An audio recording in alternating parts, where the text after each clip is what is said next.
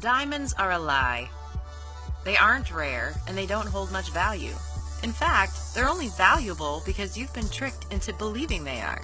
Go try selling one yourself and you'll see what I mean. In the meantime, let's examine how this all began. Meet Frances Garrity. She's the copywriter behind the infamous De Beers slogan, "A diamond is forever." Along with her colleague Dorothy Dignam, she helped transform the diamond from your average luxury item into a must-have symbol of love, marriage, and self-worth. Before 1938, Americans occasionally exchanged engagement rings, but the custom had not yet become the norm. At the time, De Beers controlled the diamond market, and engagement rings accounted for 75% of their U.S. sales. But the market for diamonds had been shrinking due to World War I and the Great Depression. Seeking guidance, they looked to the N.W. Ayer Advertising Agency, who commissioned a study to determine the public's view on diamonds. As it turned out, women weren't all that interested in diamond engagement rings.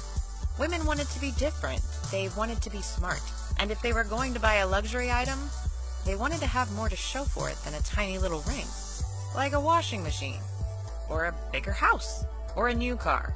You know, useful stuff. Thanks to the study, De Beers' mission was now crystal clear. 1. Change the social attitude towards diamonds. 2. Go after the men. Men were the key to the market, because they were responsible for 90% of engagement ring sales. This raised the question of whether the use of propaganda in various forms could boost diamond sales in the U.S. So the brainwashing began, and the marching orders were set in stone. 1. Market diamond engagement rings as a must-have symbol of love. 2. Do not mention De Beers. 3. De Beers profits handsomely, because they control nearly all diamonds. De Beers subtly altered the public's idea of courtship by creeping their agenda into newspapers, magazines, and, especially, the sparkling new medium of motion pictures. Dorothy Dignam kept busy by making sure everybody knew diamonds were a Hollywood starlet's best friend. She wrote columns under the name Diamond.Dignam and described all the diamond jewelry that had been worn in the latest films, her theory being that the big ones sell the little ones.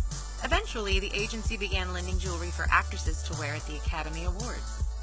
And that is why we spend 2 months' salary on engagement rings, because the salespeople told us to, and because they used Marilyn Monroe to make sure we'd remember to do it.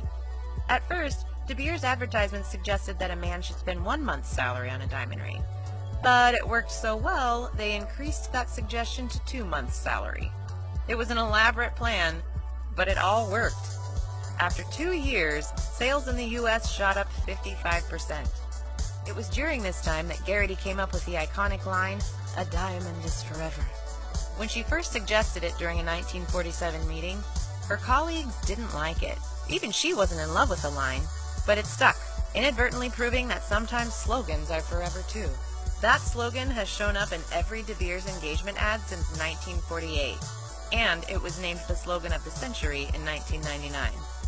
Today, over 80% of women in the U.S. receive diamond rings when they get engaged. Advertising mission accomplished. But that's all it is. Advertising. The moment you buy a diamond ring and walk out the jeweler's door, the value of that ring drops by more than 50%. How can they effectively sell them at such a high price? Well, the only way to increase the value of something that has no value is to make it scarce. So De Beers and other diamond miners restricted the supply to keep prices high. That brings us to the problem of blood diamonds, because De Beers also bought diamonds from war-torn countries, where forced laborers, including children, mined them. These diamonds were usually garbage, so the company just hoarded them. But countless civilians still die due to the profits made from mining in areas of war.